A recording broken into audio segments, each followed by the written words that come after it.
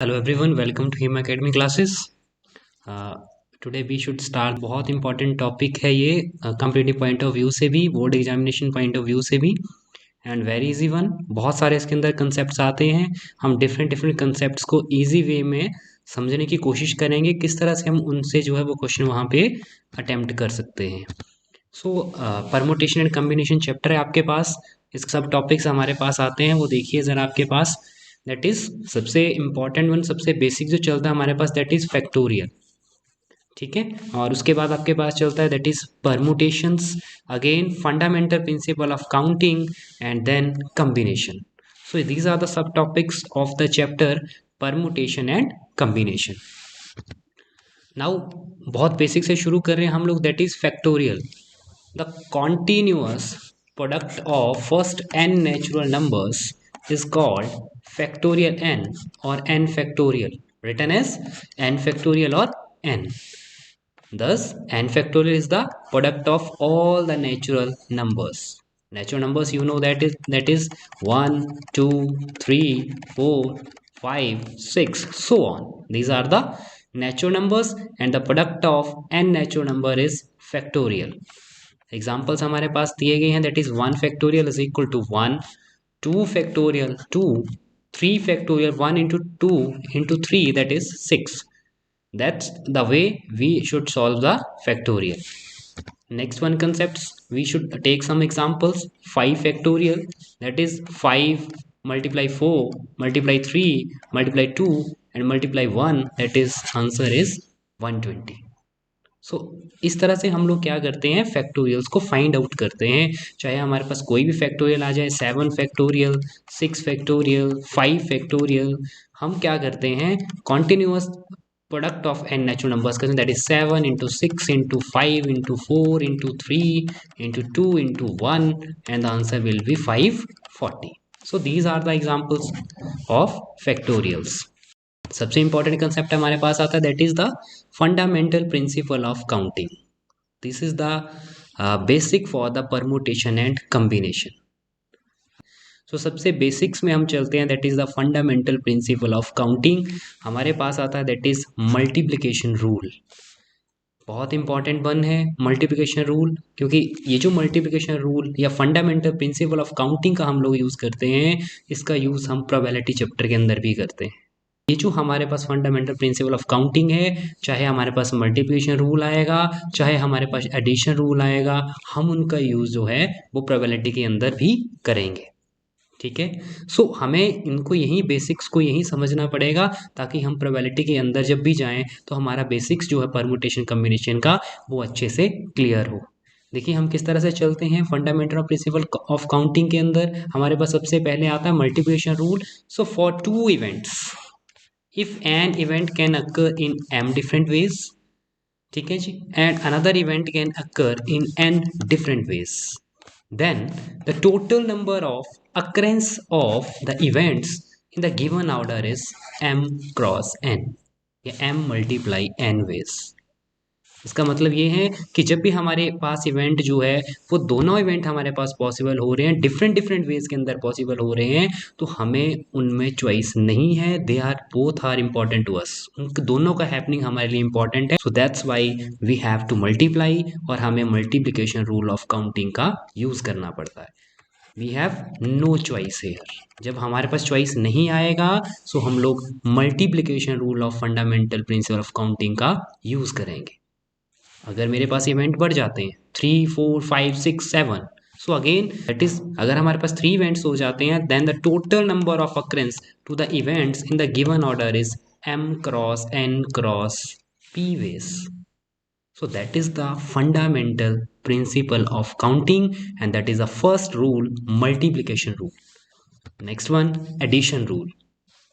If an event can occur in m ways, another event can occur n ways, but mind में रखिएगा, याद रखिएगा कि वो आपके पास इंडिपेंडेंटली जो है उनका हैपनिंग हो रहा है. Then the total number of ways of occurrence of either of event is m plus n ways. इसके अंदर हमारे पास चॉइस है. जब भी हमारे पास चॉइस दिया जाएगा, एडिशन रूल का उसके अंदर यूज़ किया जाएगा। इसका मतलब ये है कि मेरा काम होना चाहिए, चाहे एक इवेंट के साथ हो चाहे दूसरे इवेंट के साथ हो, दोनों में से कोई भी पॉसिबल हो सकता है। सो मेरे लिए यहाँ पे चॉइस है, और जब मेरे पास चॉइस है तो मैं एडिशन रूल का यूज़ करता हूँ। बहुत ज़्यादा यूज़ एडिशन रूल का होता है प्रोबेबिलिटी चैप्टर के अंदर।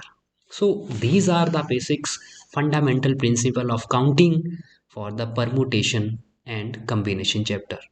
अब थोड़ा सा एग्जांपल्स लेते हैं, कुछ क्वेश्चंस करने की बात करते हैं।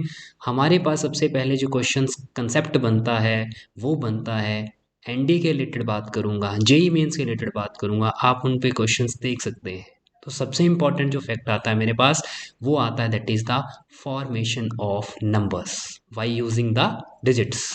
मेरे पास क्या आता है, हमें क्या करना है, फॉर्मेशन ऑफ नंबर्स करना है, ठीक है जी, और बाई यूजिंग डिजिट्स के डिजिट्स का यूज़ करके मुझे फॉर्मेशन ऑफ नंबर्स करना है। बहुत इंपॉर्टेंट है। बहुत सारे क्वेश्चंस खासकर एनडीए में, जेई मेंस में, इवन और बोर्ड एग्जामिनेशंस में आप इसके लिए जो है वहाँ पे देख सकते हो, जो बहुत सारे क्वेश्चंस जो हैं वो फॉर्मेशन ऑफ नंबर्स के ऊपर बनते हैं। सो हमारे पास क्वेश्चन है, एग्जाम्पल आपके सामने दिख रहा है। सो हमारे पास है, how many 3 digit numbers can be formed from the digits 1 2 3 4 5 assuming that repetition of digit is allowed। of digits allowed होगा या repetition of digit not allowed होगा। लेकिन जब हमारे पास 3 डिजिट नंबर की मैं बात कर रहा हूँ, 3 डिजिट नंबर के अंदर ये उन्होंने नहीं बोला है आपके पास कि हमारे पास ऑड हैं या हमारे पास हमें दिया होगा या तो रेपिटेशन नंबर्स है। सो हमें सारे के सारे कंसीडर करने पड़ेंगे। देखिए जब भी आपके पास इस तरह का क्वेश्चन आएगा, आपने क्या करना है, जैसे मुझे 3 डिजिट नंबर बनाना है, आप 3 बॉक्सेस यहाँ पे फॉर्म कर देंगे। बहुत सिंपल सा लॉजिक बता रहा हूँ। आपने क्या करना है, 3 वहाँ पे आपने बॉक्सेस जो है वो बना देने हैं। एक बॉक्स जो आपके पास यूनिट प्लेस को रिप्रेजेंट करेगा, एक आपके पास टेंस प्लेस को रिप्रेजेंट करेगा, और एक आपके पास 100 प्लेस को रिप्रेजेंट करेगा। अब देखिए हमारे पास टोटल डिजिट्स कितने हैं, 5। मुझे 3 डिजिट नंबर बनाने हैं। उसने ये नहीं हमारे पास कंडीशन दिया कि वो ऑड नंबर होने चाहिए या इवन नंबर होने चाहिए, सिर्फ उसने हमें बोला है रेपिटेशन ऑफ डिजिट अलाउड है और उसके अंदर हमें 3 डिजिट नंबर बनाने हैं। तो 5 है, रेपिटेशन ऑफ डिजिट अलाउड है, तो जो हमारे पास यूनिट प्लेस है उसको मैं 5 वेज में फिल कर सकता हूँ। 5 वेज का मतलब ये है कि 1 2 3 4 5 में से कोई भी डिजिट आप इसके अंदर जो है वो फिल कर सकते हो। अब इसको भी मैं 5 वेज में सॉल्व कर सकता हूँ, 5 वेज में इसमें भी डिजिट्स जो है वो फिल कर सकता हूँ। क्यों? क्योंकि जो डिजिट यहाँ पे फिल हो सकता है वो यहाँ भी आ सकता है, क्योंकि रेपिटेशन ऑफ डिजिट्स अलाउड है। सो ये भी आपके पास 5 वेज में फिल अप होगा। अगेन मेरे पास थर्ड वन जो हमारे पास बॉक्स है वो भी अगेन 5 वेज में आपके पास फिल हो सकता है। इस वे में मेरे पास 5 multiply 5 multiply 5 and that will be the answer 125।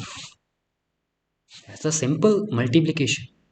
So formation of digits में जब भी आप करेंगे, अगर रेपिटेशन ऑफ डिजिट अलाउड है तो आप बॉक्सेस बना लीजिए।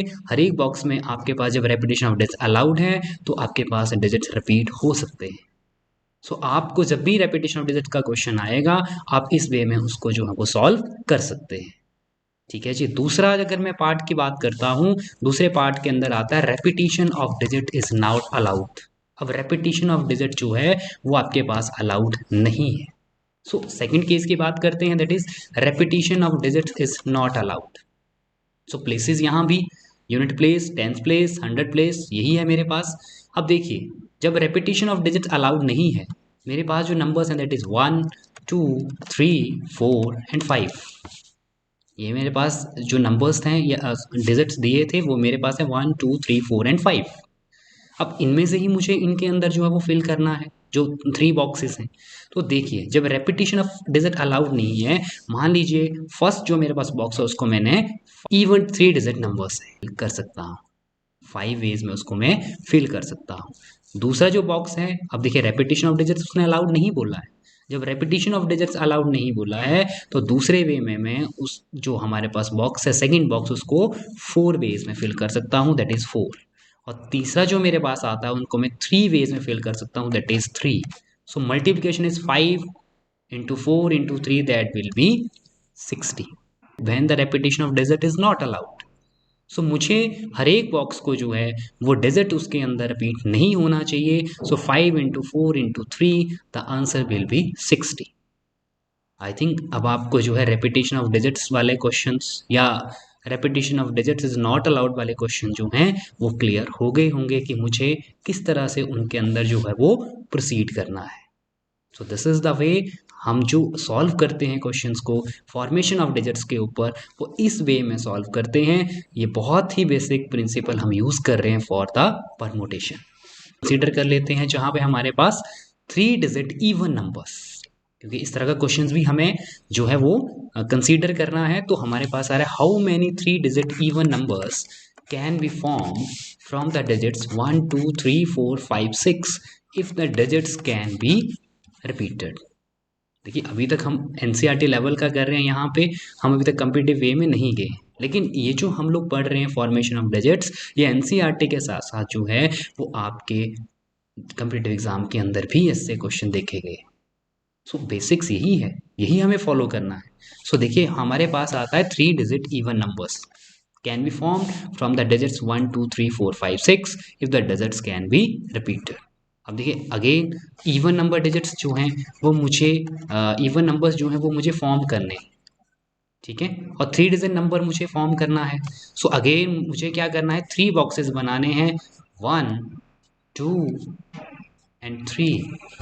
मैंने 3 बॉक्सेस बना दिए हैं आसानी से। जब 3 बॉक्सेस मैंने बना दिए हैं उसके अंदर मुझे क्या करना है, यहाँ से सबसे पहले तो इवन नंबर को देखना है, क्योंकि यूनिट प्लेस पे अगर इवन नंबर आएगा तभी मेरे पास इवन नंबर बन पाएगा, अदरवाइज तो नंबर फॉर्म नहीं हो पाएगा, इवन नंबर फॉर्म नहीं हो पाएगा। सो मुझे क्या करना है, दैट इज कौन कौन सी इवन नंबर्स हैं, 2 4 6। इससे मुझे क्लियर हो रहा है कि जो यूनिट प्लेस है उस पर मैं 3 वेज में उसको फिल कर सकता हूँ। या तो उसके अंदर मैं 2 पुट करूंगा, या 4 करूंगा, या फिर 6 करूंगा। अब देखिए रेपिटेशन ऑफ डिजिट्स जो है वो अलाउड है। जो डिजिट यहाँ पे आएगा यूनिट प्लेस पे, वो आपके पास सेकंड बॉक्स जो आपके पास 10th प्लेस है उस पे भी आपके पास आ सकता है। सो 10th प्लेस के ऊपर भी जब आएगा, सो यहाँ मेरे पास टोटल डिजिट्स जो हैं वो 6 हैं, तो 6 एंड अगेन 6। और मुझे उसके अंदर क्या करना है, मल्टीप्लिकेशन रूल फॉलो करना है, that is 6 multiply 6 multiply 3 and the answer will B 108। So simple these questions. देखिए ये हमारे पास बेसिक्स कंसेप्ट बन रहा है परमुटेशन एंड कॉम्बिनेशन के लिए। हमने एक कंसेप्ट यहाँ पे जो है वो पिक किया है, that is formation of numbers. So जब भी आपको कभी भी डिजिट्स का क्वेश्चन आएगा वहाँ पे फॉर्मेशन ऑफ नंबर्स के लिए बोला जाएगा, ठीक है जी। चाहे आप बोर्ड पॉइंट ऑफ व्यू से बात करिए, कंपेटिटिव पॉइंट ऑफ व्यू से बात करिए, आप फॉर्मेशन ऑफ नंबर्स का क्वेश्चन जो है वो इसी वे में, इसी तरीके से जो है वो सॉल्व करेंगे। मुझे लगता है कि अब आपको ये जो फॉर्मेशन ऑफ नंबर्स वाला कंसेप्ट है ये अच्छे से क्लियर हो गया है। So thank you so much.